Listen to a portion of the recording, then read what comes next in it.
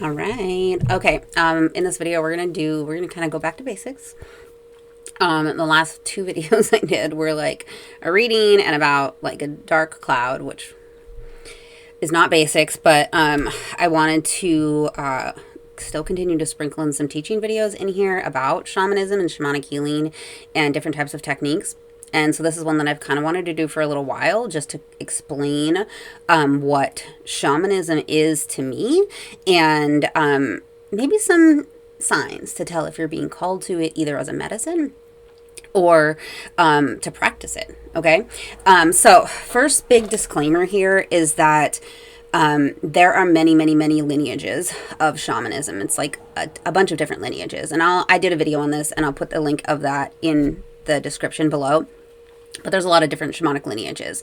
And basically the core tenets of shamanism and like some of the core practices like communicating and receiving healing and messages and support from benevolent divine beings and soul level healing, those are kind of the like cores of shamanism, and specifically some core healing practices like soul retrieval and power retrieval.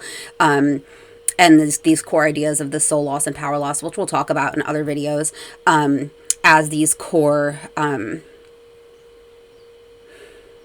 bases of issues that people have, dis-ease that people have, the soul loss and power loss. And those cores of shamanism tend to be the same across the different lineages, but the way that it's done and the way that the different lineages reach those goals and the way that each of those lineages kind of like actually practices it and like does it and like reaches those end goals, those can vary. Like the different tools they use, the different methods they use, the different words they use even, that can vary because there are so many different lineages. And because, like I talked about in my last video, there's so many disrupted lineages, there's a lot of vocabulary, and even like shamanism isn't even a physical thing, so a lot of it doesn't even have language or words that come into language. A lot of that may not match, okay, among different practitioners of shamanism and shamanic healing. So my big disclaimer on this is that this is the way that I have been taught over the past 9 years from my spirit guides.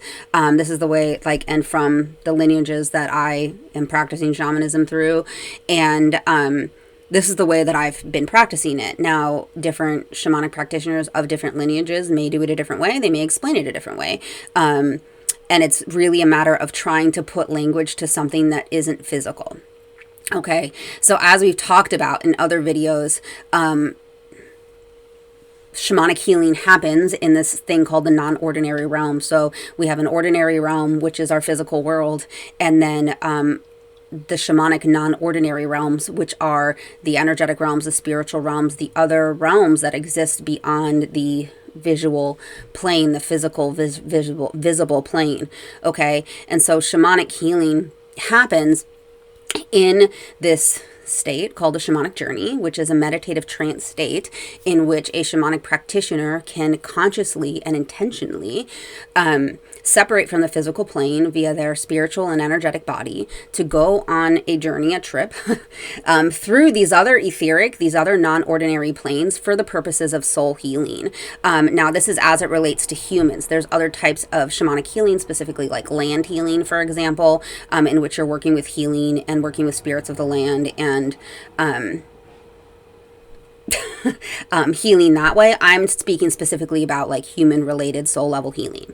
Okay, so shamanic healing happens within a shamanic journey, which is a meditative trance state that you can get into and where you can consciously and intentionally separate from your physical body and the physical plane on an energetic and spiritual level and travel into these other non-ordinary realities for the purpose of helping somebody with soul healing. I've heard other shamanic practitioners explain that shamanism is this practice of helping somebody come back to wholeness, which I like. I've also heard other shamanic practitioners explain it as shamanism is this intentional practice of blending the spiritual, energetic, and natural world for the purposes of helping somebody on their soul healing journey. The way that I see shamanism is really as this this walking between worlds, this blending of working with benevolent spiritual beings, spirit guides, whatever spiritual being you're connecting with, which is why shamanism can operate within a religion. Okay, is because there are shamanic practitioners who work within and with spiritual beings in a religious construct. Okay. And so we're working with divine spiritual beings who are helping to guide us on an energetic and spiritual level to find places where people have lost parts of themselves, have lost power, have lost parts of their soul, have had their energy kind of manipulated, have had what we call soul loss or power loss in shamanism. And then we can travel through a journey through the spiritual, energetic, non-ordinary realities to find these parts by going to what we've talked about before, the lower world, the upper world, or even sometimes a middle world journey, to find these aspects of somebody. And really the goal is to help somebody come back to wholeness in their energy, in their spirit, so they can express their truest divine essence here on the physical plane in this lifetime. Okay. And an idea is that we've had living in the physical plane, we have, this is my way that I draw it, and this is the way that I have conceptualized it forever. We have a physical body, we have a spiritual body, and we have an energy body, at least these 3 layers of our experience. And there's more layers than this, but I find that it helps to kind of think about it in a structure similar to this. Like we have our physical body and our physical experience. We're here in the physical world. Okay. That's what we see on the surface. But we also have our energy body, which is our basis for our physical body, because everything is made of energy. We know that. And then connected to our energy body is also our spiritual body. Okay. And our spiritual body is like our soul, essentially. That's here now, both the aspects that are here now, incarnated right now, and also aspects that have incarnated in other lifetimes. Okay. And parts that are still in spirit, our higher self and things like that. So what can happen is, let's say something happens to us spiritually, emotionally, we experience a trauma, something happens and affects us on a soul level, right? This is called like a soul loss or power loss, for example, in shamanism, where we experience an event in which our soul, spirit body is injured, if you will. And, that then connects to our energy body. Okay. So our energy body is like the basis of everything. And so our spirit body has a basis in our energy body, and our physical body has a basis in our energy body. And so the idea is that shamanism is operating here. And this is in our non-ordinary reality. This is our ordinary reality. Okay. So shamanism is operating here. There are people that go to shamanic practitioners because they want a physical healing or a physical cure. Shamanism cannot guarantee that. Okay. What we are working on is healing on the physical, on the energetic and soul level. Okay. Sometimes when we restore energy and when we restore parts of the soul through these shamanic journeys, we can see physical healing, because this idea is that because our physical body is based in energy, when we heal the energy body, when we heal on a soul level, the soul body, then what we can see is restoration and healing in the physical body, potentially. This is the difference between a healing and a cure. Like shamanism's aim isn't to heal or cure physical ailments. That can happen when you're doing shamanic healing, but it's not a guarantee. And I don't even aim to do that on my work. Some people come to me for like physical healing of stuff, and I can't guarantee it. My job is to act as a conduit for what spirit wants and what spirit sees and what they show me in the non-ordinary realities. And I don't know if that's going to lead to a physical cure for anything. And spirit has said that like sometimes we're not even meant to experience a physical cure of certain things, or like it's not. Some people come to shamanism and they're like, okay, well, like if I get the spiritual healing, this energetic healing, then like I'll never experience physical maladies ever again. And that's just not true, because we're human and we have human bodies and we're here to experience the human condition. And shamanism isn't here to erase all of the painful things that may happen in the physical reality.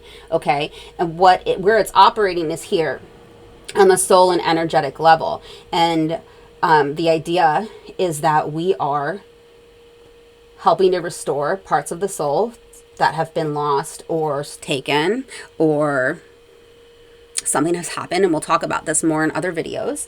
And then also helping to heal on an energy level and an energy body. And because all three of these are intertwined, our physical body is based in energy and our spiritual body is based in energy. If we're seeing a healing on a soul level, then we can see a healing energy, and then that can potentially lead to some shift in the physical condition. And same thing as if we're experiencing healing in energy, that can create and lead to healing on a soul level, which can also then lead to a change in the physical condition. That's kind of the idea of shamanic healing, okay? And this is all done working with divine healing spirits and through working with energy work and transmuting energy on that level, and also then journeying through the spiritual realms so that we can help bring somebody's spirit body back to this wholeness and find parts that have been lost. Okay, so that is my explanation of kind of how shamanism works. Now, again, this can't cover everything. Like, I've taught 6-month classes on shamanic healing. We're not going to cover everything that shamanism is in 8 minutes, right? But this is basically the idea of it from how I've been practicing it over the past 9 years. Is it's healing on the soul and energetic level, okay? And it is an ancient healing technique. It has been around for, I think anthropologists have documented it for like at least 35,000 years. This communicating with the spirit world, and working within and between worlds in the spiritual and energetic planes to help somebody facilitate healing on their journey. Okay. Have I seen physical healing and physical things fixed from shamanic healing?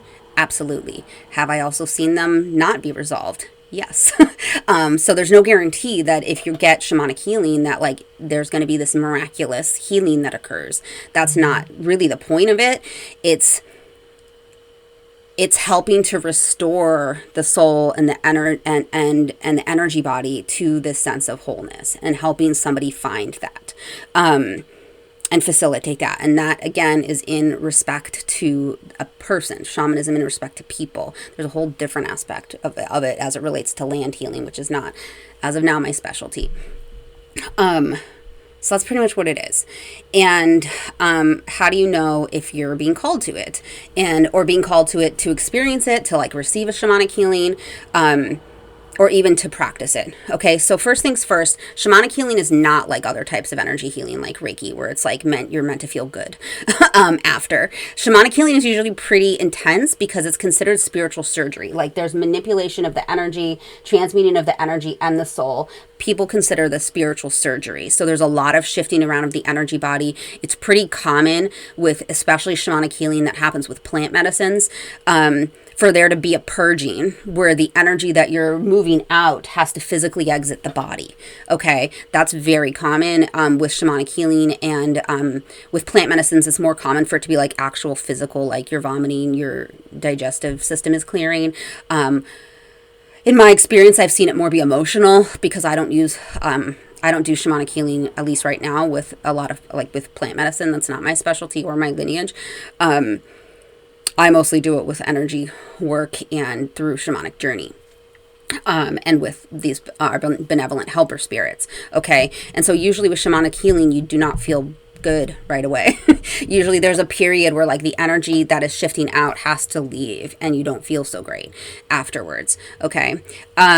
So how do you know if you're being called to it? Well, and to experience it? Well, it's like, if you're curious about it, like to experience shamanic healing, then I'd say you're being called to it. The way that I have experienced shamanism and shamanic healing is I think of it as like a medicine, as like a being, like a medicine that's like a being. And that if you're being called to it, it's going to continue to call you until you listen. And that goes for if you're needing it for your own healing journey, or if you're needing to practice it. It is a medicine that will call you until you listen. And in my own experience, this was never my intended life path. I was getting my PhD.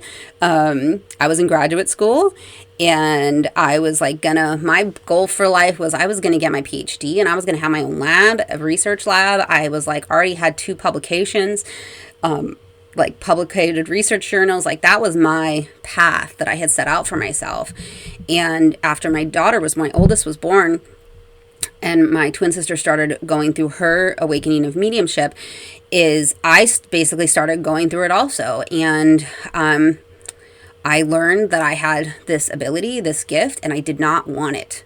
I didn't think it was real. I was the biggest skeptic of skeptics. I thought energy healing was frivolous. I thought shamanic healing was dumb. I thought it didn't work. I thought it wasn't real. I thought it was, I didn't want it. I thought it was weird. I didn't want to be a weirdo. I didn't want to like look like a weirdo. And because I was normal, like I considered myself normal. Like I thought I was living a normal life. I lived in Madison, Wisconsin. I wanted to be normal. And, in my mind's eye, in my vision, like in accepting these gifts of shamanism, like I was instantly not normal. Like I was going to graduate school, taking classes on statistical analysis and like teaching experimental psychology. And at night I was like sensing energy and meditating to practice, and like writing a blog post about energy. And it was like such a double life that I was living. I did not want it, but it's almost like something inside of me kept pulling me towards it. I don't know what it was. It was just part of who I am. And when you're being called to shamanism, that's kind of how it is. It's like something inside of you continues to pull you towards it, even if everything in you is like, this is not rational. No, like I cannot do that. It's like it keeps pulling you, and it's like a medicine that speaks to you, and it doesn't stop until you listen. And I think this goes for if you're being called to it for healing as part of your journey, or if you're being called to it to actually practice it and learn it and do it for other people.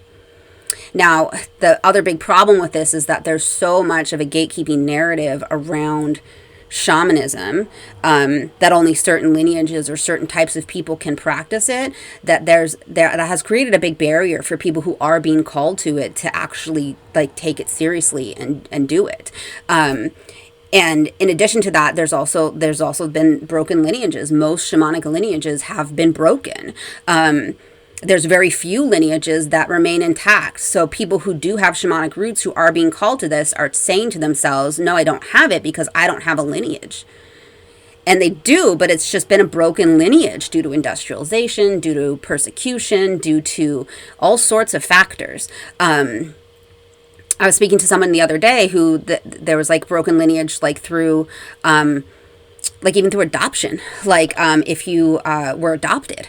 And I've actually had this experience more than once with like somebody that I knew who like had these gifts, and like they were adopted. So like the lineage can be broken that way. And so there's lots of different ways that a shamanic lineage can be broken. And so people who are called to it a lot of people have a couple of barriers. Number one, the gatekeeping barrier that is all over about only certain people can do this. Only certain people are being called to this. Like, it's definitely not you. You're not being called to this. Like, you're definitely not meant for this. And then on top of that gatekeeping barrier, there's the broken lineage barrier where people are like, okay, well, maybe I am called to it, but I don't actually have a lineage. And they're telling themselves they don't have a lineage and that they can't do it because they don't have a lineage, which is also not true, probably because their lineage has been broken. So don't let those couple of things stop you from pursuing this if it's calling you, because really the only person who can tell you if shamanism is for you or not is you and your own spirit guides. And if the medicine is calling you, does not stop until you listen, and it still doesn't stop. Even when you do listen and you still don't want it, it still doesn't stop. It's like once it's calling you, and it's just that's the way it is. So how to know if it's calling you like for healing or for practicing it. For healing, basically you're going to keep coming across it, and you are you're going to see people who practice it. You're going to keep hearing about it. You're going to learn about it. You're going to go down rabbit holes about it. You're going to kind of keep following the threads of that. Now, if you're meant to practice it either for yourself or others or for land healing, it's the similar thing. Like, it's almost like it's going to keep pulling at you and keep calling to you. Now, how do you know, like, what are some signs that you're meant to practice it or to follow this path? It's like, you're probably very energetically sensitive. You probably have like a neurodivergency of some kind or a sensory issues of some kind, because we have to remember that this gift, you are walking between worlds. So you have to have sensitivities that are different than other people, because you have to be able to perceive and sense at deeper and different levels, at these energetic and soul levels. So your sensory system is probably different than other people's, because you have to be able to sense at different levels than other people. So what does this look like? It looks like you may have neurodivergencies. You may have sensory issues. You may have other types of issues that deal with high sensitivity to everything, energy, sounds, other people, everything. Those are some signs. I actually don't know of any shamanic practitioner does not have some level of like weirdness in this way, neurodivergency, or like just a different sensory perception system than other people. It's because it's necessary. Like your sensory perception has to be different in order for you to do this job, in order for you to like do it well, in order for you to sense things well. And so that generally for people is looking like lots of struggles within the physical world, at least until they come to this point. Mental health struggles, sensory type struggles, fitting in type struggles, basically being generally different. Even if you don't have like any spiritual family members or any members of your Anywhere network that are spiritual or that have a history in this, that doesn't make it so that this isn't meant for you. My spirit guides have always said that they need more and more people who are embracing this and who are coming online with this. And the people who aren't going to look like everyone else who's doing it. Because there are a lot of people who have these gifts that don't look like a lot of other people who are doing this. And we have our gatekeeping and our labels and our barriers that stop people from pursuing this. And you also have to wonder if some of those gatekeeping labels and barriers is a darker energy that's preventing people from waking up to these gifts that they have. So that's that. That's shamanic healing. How it works is it's non-physical healing modality. That's why distance healing can work, is because it's not a physical thing. It happens on the spiritual and energetic plane. So you don't even need to be in the physical space with somebody, because it's not physical at all. It's fully spiritual and energetic plane level healing. So that's how this can work at a distance level. Like, yeah, people totally like in-person healing, but for most people that I know who practice shamanism, it's not necessary, because there's no physical aspect to this. Like, sure, can it impact your physical realm and impact you in the ordinary reality in the physical realm? Totally. But does shamanism happen in the physical plane? No. All right. That's it, guys. I hope that was helpful. Bye.